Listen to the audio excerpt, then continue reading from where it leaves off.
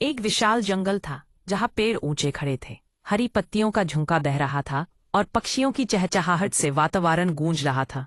इसी जंगल में एक हाथी का बच्चा गुब्बू रहता था। उसकी आंखें बड़ी और मासूम थीं और उसके दिल में बेशुमार प्यार था। वह थोड़ा धीमा था, लेकिन उसकी भलाई ने उसे खास बना दिया। दूसरी ओर जंगल के दूसरी तरफ शेरू, एक शेर का बच्चा रहता था। वह तेज, चुस्त और थोड़े शरारती स्वभाव का था। जंगल में उसकी हर हरकत से उत्साह पैदा होता था। एक दिन आसमान पर काले बादल छा गए और जंगल में तेज बारिश शुरू हो गई। गुब्बू, जो खेलते खेलते रास्ता भटक गया था, एक बड़े गड्ढे में गिर गया। उसकी मोटी काया उसे बार बार गिरने से रोक नहीं पा रही थी। वह घबरा गया और उसकी आंखों से आंसू बहने लगे। तभी वहां से शेरू गुजरा, बारिश की आवाजों के बीच। उसने गुब्बू के रोने की आवाज सुनी। वह तुरंत उसकी ओर दौड़ा।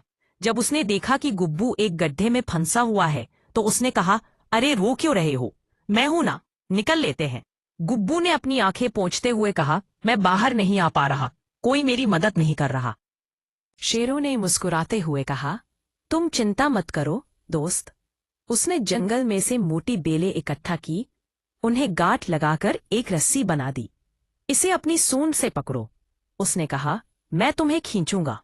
थोड़ी मेहनत के बाद गुब्बू बाहर आ गया। वह खुशी से उछल पड़ा और बोला, तुमने मेरी जान बचाई, क्या तुम मेरे दोस्त बनोगे? शेरों ने हंसते हुए कहा, दोस्त, अब तो हम भाई हैं। उस दिन से उनकी दोस्ती की शुरुआत हुई। उनके मजेदार दिन शुरू हुए। दोनों रोज जंगल में मिलते, कभी नदी किनारे खेलते, कभी पेड़ों पर लटकते, कभी दौड़ लगाते। दौड़ में हमेशा शेरू जीतता, लेकिन पानी में गुब्बू हमेशा आगे रहता। उन्होंने एक दूसरे की कमजोरियों पर हंसने के बजाय खूबियों पर गर्व किया। शेरू ने गुब्बू को तेज चलने के तरीके सिखाए, जबकि गुब्बू ने शेरू को बड़े पत्थर हटाने की कला सिखाई। उनके बीच का बंधन और भी गहरा होता गया।